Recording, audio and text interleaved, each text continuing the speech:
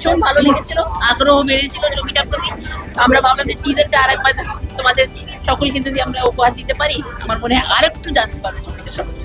যা চলছে সেটা সত্যি দুঃখের, এবং আমরা নিশ্চয়ই সকলের পাশে আছি, যারা এই মুভমেন্টে আছে, যারা লড়াই করছে জাস্টিসের জন্য, তাদের পাশে আমরা নিশ্চয়ই আছি। কিন্তু একটা দুর্ভাগ্যজনক ঘটনা, ছবি আক্রান্ত পাশে দাঁড়াতে সেটা দুঃখিত, আমরা সত্যি দুঃখিত যে এরকম একটা মহিলাকে যদি এইভাবে অপমান করা হয়, সেটা তো ঠিক নয়, ভালো লাগেনি।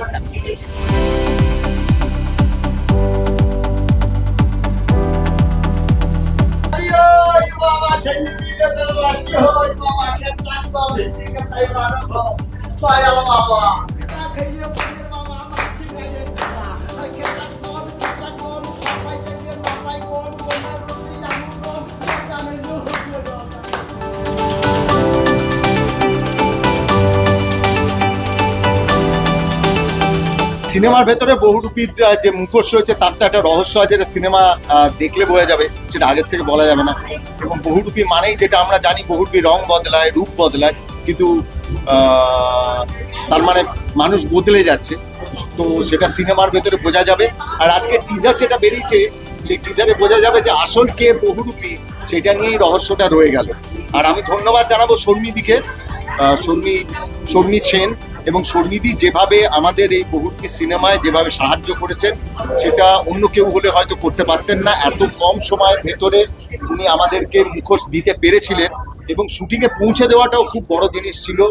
এমার্জেন্সি একটা সময়ের ভেতরে খুব কম সময়ে মুখোশটা পাঠিয়ে দিতে পেরেছিলেন, ওটা শুটিংয়ে ব্যবহার করেছিল, এবং সেটা একটা বড় পাওনা আর কি।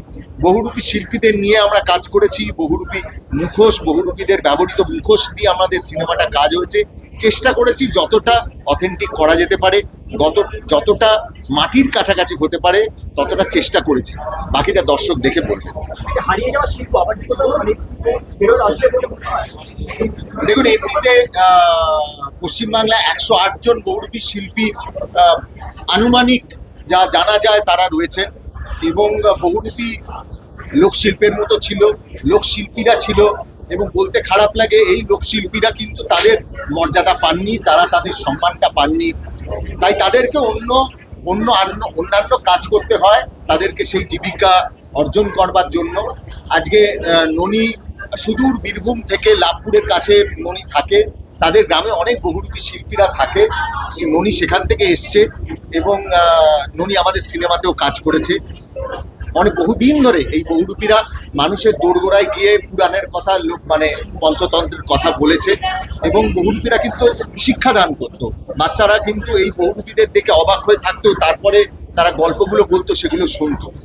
আমরা এই বহুরূপীর আর্ট ফর্মটাকে আমরা সিনেমায় ব্যবহার করেছি। আমাদের সিনেমায় যে গান আছে, বহুরূপীদের 2-3টি গান আছে সিনেমায়, ননী সেটা গেয়েছে, প্রথমবার প্লেব্যাক করেছে। আমার প্রথম এক্সিবিশনে ঋতুপর্ণ এসেছিল। ঋতুপর্ণ তখন চিত্রাঙ্গদার শুটিং চলছিল, অ্যান্ড হি টুক 13 পিসেস আমার ওখান থেকে দিয়েছিলেন। তো তারপরে আমি ওর সাথে কানেক্টেড ছিলাম। ওরকম নান্দনিক বোধ আমি আর পেলাম না, যাই হোক সেটা তো পরের কথা। তারপরে আমার ওই জার্নি শুরু।